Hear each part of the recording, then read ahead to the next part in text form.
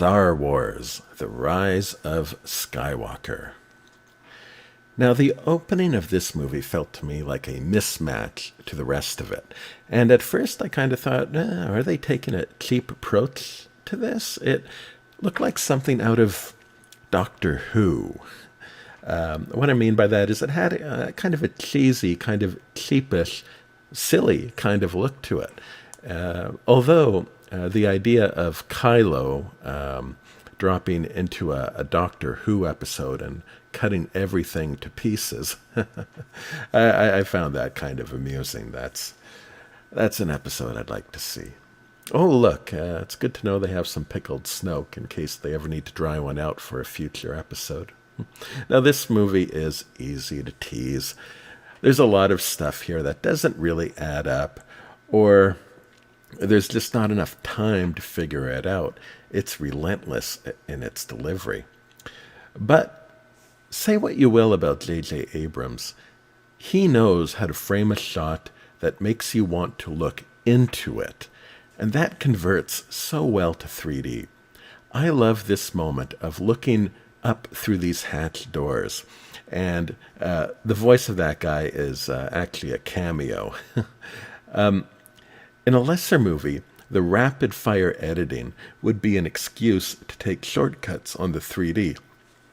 Now, I forget the exact number, but I've read the brain needs between 5 to 10 seconds to register the effect of 3D stereo. So a 3-second insert really can be just sort of pushed flat to the average viewing distance, and most people wouldn't even really notice. And so many other movies just kind of do quickie cardboard cutouts for quick shots and spend their time on the longer ones. And there are many complex shots that only show for a few seconds in this movie. And the only way to appreciate them is really to pause. And they look great in 3D still. When I spoke about The Last Jedi, I forgot to mention, although it is in the slideshow if you look for it, that there were some models that had piping and electronics, and the 3D actually revealed them to be just painted on. And also there were some spatial errors in things like sparks, but I never noticed anything like that here. And that kind of lack of detail would actually be justified here because it all passes so quickly. Now, I first watched this flat off of Disney Plus, and perhaps made a mistake, because I did pause it a lot. That's what I do when I'm streaming for some reason. It's just so easy. And I found with this movie, you really do need to experience this movie on a very base emotional level. I felt it was set up like a long row of emotional dominoes. I guess they call them story beats. The problem with pausing is that you can't pause your feelings. And if you come back to it cold without carrying over the feeling you got from the previous scene, you just miss a lot. You miss out on the experience. So many scenes only make sense on an emotional level.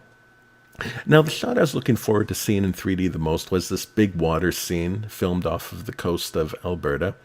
Now, although not a disappointment, the big waves didn't make as much of a 3D impression as I had hoped they would, and I think that was because of their huge size, called for a very wide stereo base, but that wasn't the point of the shot, that they needed to focus on Rey or her friends, so it's one of those moments where it looked okay, but not quite what I hoped for, but I understand why.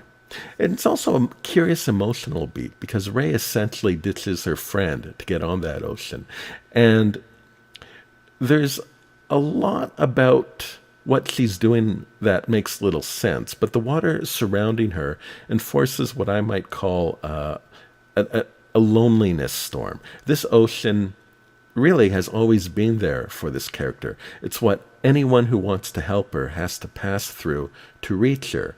And to feel that, you really do need the previous scene where she arrives with the group, and they do care, they're upset she left, and you need to carry their feelings to appreciate the shot on the ocean. And so Rey was, always portrayed as this lone wolf. In the real world, lone wolves are the first to die. This has been noted by several witnesses of parts of the world where things lose control or there's war. The Western world seems to peddle the idea that kids are a liability, but it's the opposite. Families are protection. Would you attack a guy with 12 brothers? And in the movies, lone wolves are kind of boring until their loneliness is challenged. People are not islands. Who we are depends on who's around. And character is revealed by other characters. But Rey, now look at this throwback to how we meet her in the first movie. The detail really helps show the height of this thing. A beautiful 3D moment that helps to emphasize not just this empty space, but this haunted loneliness that is this character. It's what's on the other side of that storm. It's a mirror of her inner self. It's what that storm is there to protect. In the years between these movies, fans would frequently speculate that perhaps they planned to make Rey turn evil in the end. I think the movies gave that impression because they isolated Rey from the rest of the group so often. The meaning of isolation, I think, is fairly obvious, be it quitting a job or breaking up with someone. It's always a process of isolation that goes from subtle to overt before the break. So the first two movies, Rey just felt like someone who was keeping some distance, leave some room for future decisions. There's a moment in this movie which you might describe as the cavalry arriving.